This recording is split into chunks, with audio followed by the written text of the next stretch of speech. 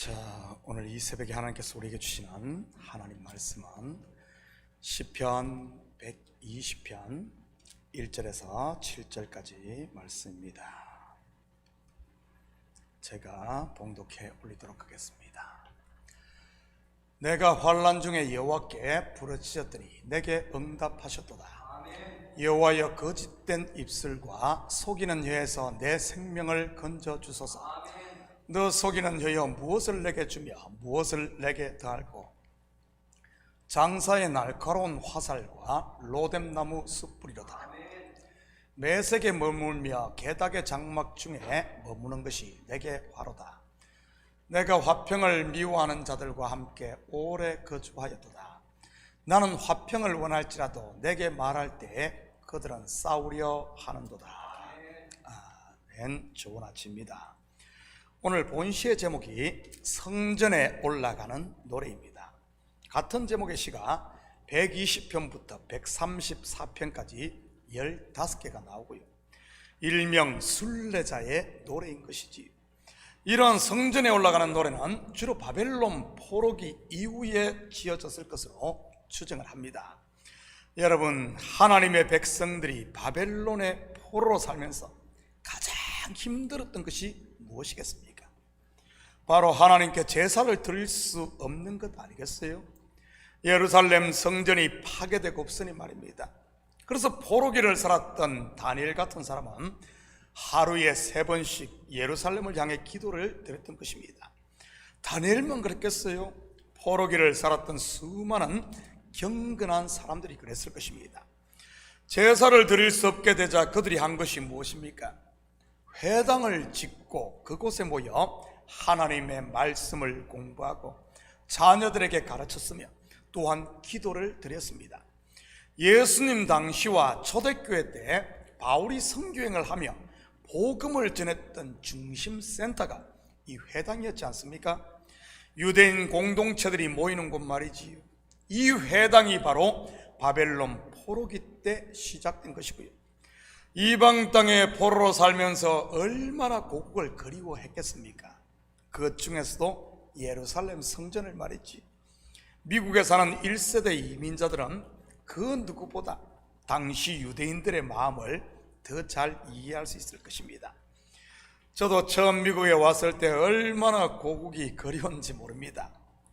가슴에 사무친다거나 해야 할까요? 물론 지금은 그런 마음이 별로 없지만 말입니다. 그런 그리움의 끝자락, 곧 70년의 포로 생활을 마치고 돌아온 남은 자들, 성전이 재건될 때 그 감격이 어땠겠습니까? 그때의 모습을 한번 볼까요? 에스라 3장 11절에서 13절입니다.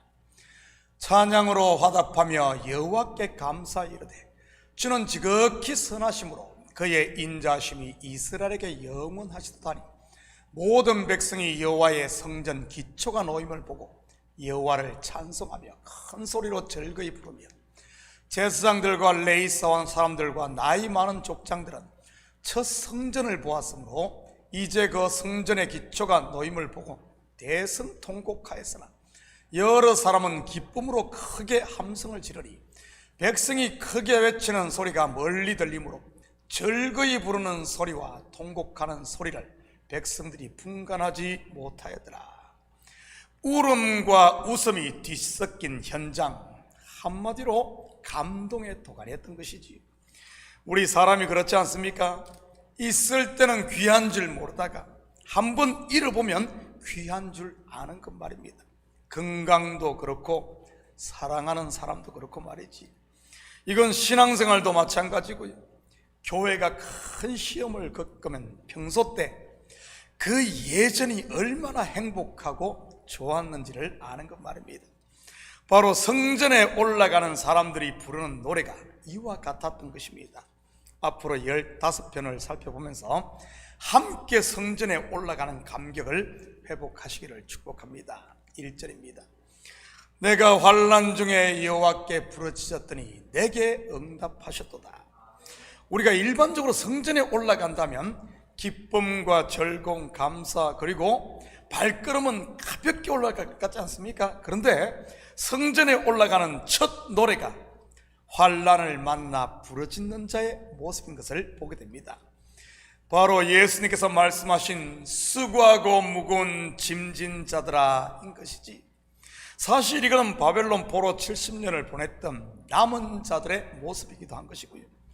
성전에 오르는 것 바로 하나님께 부르짖기 위함이라는 사실입니다. 이 새벽 무거운 짐이 있습니까? 마음의 근심과 두려움 그리고 아픔이 있습니까? 주소를 제대로 잘 찾은 것입니다. 바로 성전은 서디슨 인생의 마리아들이 찾는 곳이니까요. 죄인이 제사함 받아 사망에서 생명으로 옮겨지는 곳 말입니다. 이 새벽 마음껏 하나님께 부르짖어 여러분의 기도가 응답받는 기쁨이 있기를 축복합니다. 슬픔과 근심을 한 짐 지고 성전을 찾았던 한나가 돌아갈 때는 다시는 근심이 없었듯이 말이지. 2절입니다. 여호와여 거짓된 입술과 속이는 혀에서 내 생명을 건져 주소서. 우리는 여기서 본 시의 저자가 당한 환난의 원인과 또는 지금 환난의 모양에 대해 짐작해 볼 수가 있습니다. 바로 거짓된 입으로 말미암아 환난을 당하고 있은 말이지, 아니면 모함을 당하고 있든지 말입니다. 우리가 일반적으로 환난하면 전쟁이나 기근 그리고 질병이나 육체적인 어려움만을 생각하기 쉽습니다. 그런데 그런 환난보다 더 큰 것이 이 거짓 혀로 인한 고통인 것입니다. 욥이 그랬지 않습니까? 그가 환난을 만나 모든 것을 잃어버리잖아요. 거기에 몸까지 심한 병이 들었고요. 얼마나 고통스럽겠습니까? 그런데 그것보다 더 욥을 힘들게 했던 것이 무엇인 줄 아십니까? 바로 그를 위로한답시고 찾아온 새 친구의 입에서 나오는 정죄였던 것입니다. 아픈 상처에 소금을 뿌리는 것 같은 그 말이지. 옛날에는 누가 기분을 상하거나 하면 어떻게 합니까? 주먹질을 그냥 해버립니다.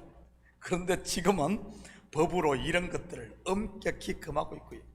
그래서 요즘은 어떻게 합니까? 주먹 대신 사람을 말로 괴롭힙니다. 제가 어릴 때는 어른들이 그런 말을 했습니다. 야, 욕이 뱉다고 들어가냐? 무슨 말입니까? 욕 백날해도, 말로 백날해도 사람에게 상처를 주지 못한다는 말입니다. 그런데 지금 생각해보면 그렇지 않은 것 같아요. 주먹은 사람의 곧 몸에 상처를 주지만 입에서 나오는 말, 꼭 거짓이나 욕은 사람의 속에 상처를 주니까요. 현대인들에게 가장 큰 병의 원인이 무엇인 줄 아십니까? 바로 스트레스 아닙니까? 스트레스로 인해 당뇨도 오고, 스트레스로 인해 혈압도 오르고, 스트레스로 인해 심하면 암도 생기고요. 욕이 배만 따고 들어가는 것이 아니라 영혼까지 좀먹을 수 있는 것입니다. 여러분, 거짓 혀로 인해 고통받고 있습니까? 하나님은 그러한 거짓을 파시는 분임을 믿으시기 바랍니다. 빛 앞에, 진리 앞에 거짓은 설 자리를 잃게 되는 것이니까요. 3절 4절입니다. 너 속이는 혀여 무엇을 내게 주며 무엇을 내게 더할꼬? 장사의 날카로운 화살과 로뎀나무 숯불이로다. 혀의 위험에 대해 적나라하게 소개한 곳이 야고보서입니다. 혀는 불이요 불의의 세계라고 소개한 곳 말이지. 여러분도 알다시피 야고보서를 쓴 야고보는 사도 야고보가 아니라 예수님의 동생 야고보입니다. 그리고 그는 예루살렘 교회의 중심 인물이 되었고요. 요즘으로 말하면 예루살렘 총회의 총회장이라고나 할까요? 또한 그는 목회자이고요. 왜 그가 그런 말을 했겠습니까? 교회 안에서 목회를 하면서 가장 큰 위험이 바로 이 거짓 혀라는 것을 알았기 때문 아니겠어요? 거짓 선지자나 거짓 선생들이 사용하는 무기도 바로 이 혀인 것이고요. 이것은 지금도 마찬가지인 것입니다. 4절에서는 이러한 거짓된 혀를 장사의 날카로운 화살로 비유를 합니다. 장사의 화살, 그냥 멀리서 쏘는데도 사람에게 치명상을 입히기도 하고 죽이기도 합니다. 말이 그렇지 않습니까? 뱀이 내뱉은 말 한마디가 아담과 하와를 죽게 했으니까요. 그리고 이런 거짓된 말을 로뎀나무 숯불로 묘사를 합니다. 로뎀나무에 불을 붙이면 오래 탄다고 합니다. 지금 미국으로 말하면 일종의 참나무와 같다고 할 수 있고요. 참나무 숯이 유명한 게 불담이 좋고 오래 타기 때문 아닙니까? 저는 시골에서 자라 겨울이면 산에 나무를 많이 하러 다녔습니다. 그 당시는 다른 연료가 없었기에 전부 나무로 불을 피웠지요. 소죽도 나무를 태워 끓이고 밥도 나무로 하고 겨울에 방도 나무를 떼어 따뜻하게 하고 담배를 말리는 것도 나무로 불을 태워 말렸고요. 그러니 얼마나 나무가 많이 필요했겠습니까? 겨울 내내 산에 가서 나무를 해 나무 빛깔을 만들어야 했습니다. 거의 집채 크기만큼 크게 쌓아 놓아야 한 해를 쓸 수 있었고요. 여러분, 한국 산야에서 자라는 나무 중 가장 화력이 좋고 오래 타는 나무가 무엇인 줄 아십니까? 시골 사람은 알 텐데 제가 생각했을 때는 쌀이나무였던 것 같습니다. 시골 마당을 쓰는 빗자루를 만들었던 쌀이나무 말이지. 그리고 그 다음이 참나무, 그 다음으로는 아카시아 나무였던 거예요. 로뎀나무 숯불, 무슨 의미겠습니까? 거짓혀가 던진 말이 사람의 마음에 남아 심령을 깊이 상하게 한다는 말입니다. 스트레스가 되고 불면증이 되고 심하면 당뇨나 암까지 발병케 한다는 말이지. 어디 그뿐이겠습니까? 영혼까지 병들게 할 수 있는 것이고, 그렇다면 이러한 화살, 그것도 불화살을 어떻게 막을 수 있겠습니까? 바로 하나님의 전신갑주인 것입니다. 에베소서 6장 13절에서 18절입니다. 그러므로 하나님의 전신갑주를 취하라. 이는 악한 날에 너희가 능히 대적하고 모든 일을 행한 후에 서기 위함이라. 그런즉 서서 진리로 너희 허리띠를 띠고 의의 호신경을 붙이고 평안의 복음이 준비한 것으로 신을 신고 모든 것 위에 믿음의 방패를 가지고 이로써 능히 약한 자의 모든 불화살을 소멸하고 구원의 투구와 성령의 검 곧 하나님의 말씀을 가지라. 모든 기도와 간구를 하되 항상 성령 안에서 기도하고 이를 위하여 깨어 구하기를 항상 힘쓰며 여러 성도들을 위하여 와라. 저는 요즘 우리 성도들이 이 전신갑주를 입고 있음을 보게 됩니다. 어떤 거짓말을 해도 눈 하나 깜짝을 하지 않고 이겨내고 있으니까요. 예전에는 여기도 넘어지고 저기도 넘어지는 분들이 말입니다. 그런 면에서 보면 환란이 성도들을 정금 같은 믿음으로 연단시켰음을 보게 됩니다. 그러니 이래도 감사 저래도 감사 아니겠어요? 5절입니다. 메색에 머물며 계달의 장막 중에 머무는 것이 내게 화로다. 신학자들에 의하면 당시 메색과 게달은 바벨론의 침략 때 그들을 피해 도망갔던 요즘으로 말하면 일종의 유대인들의 난민촌이었다고 합니다. 그리고 이들은 바벨론 포로 이후에도 거의 돌아오지 않았고요, 일종의 회색지대에 살았다고나 할까요? 바벨론 포로에 잡혀갔던 사람들은 고난의 불물을 통과하며 남은 자가 되었던 것이고요. 그런데 시인은 메색과 게달에 피했던 것, 고난을 겪지 않아 좋은 것 같지만 오히려 그것이 화라고 말합니다. 혹시 내가 메색과 게달의 신앙을 갖고 있지는 않습니까? 먹는 자리는 가지만 힘든 자리는 쏙 빠지는 신앙 말이지요.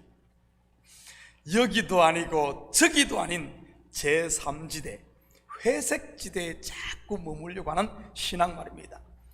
여러분, 신앙은 죽으면 죽고 살면 사는 것이지 회색지대, 일명 on the line, 경계에 머물러서는 안 되는 것입니다.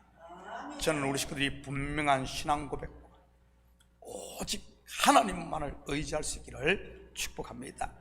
6절과 7절입니다. 내가 화평을 미워하는 자들과 함께 오래 거주하였다.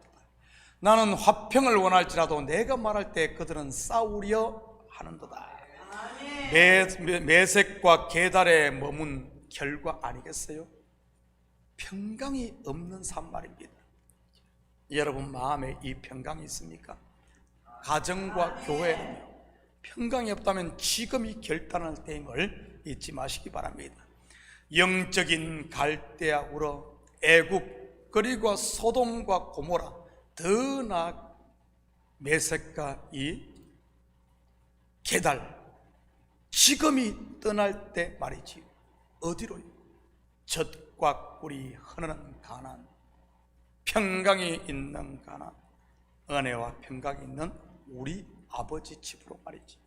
사랑하는 성도 여러분, 오늘 하루도 거짓의 공격이 있다 할지라도 믿음의 방패로 막고 성령의 검 곧 말씀을 선포하고 말씀을 실천하는 삶을 통해 다시 한번 살아계신 하나님의 승리를 맛보며 사는 이런 복된 하루 되기를 예수님의 이름으로 축복합니다. 같이 기도합니다.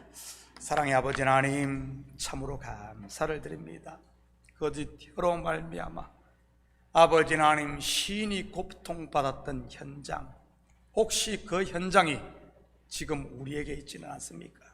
하나님, 오직 주님만 의지하고 하나님의 전신갑주를 입고 아버지 하나님, 이제는 이런 것들을 물리칠 수 있는 저희들 되게 하시고 성전에 올라와 우리의 상한 마음을 다 쏟아놓고 아버지 치유받고 회복됨으로 이제 아버지 하나님, 다시 힘을 얻어 세상 가운데 말씀을 선포하는 그리스도의 정인으로 당당히 사는 저희들 되게 도와주시옵소서. 감사드리며 예수님의 이름으로 기도드립니다. 아멘.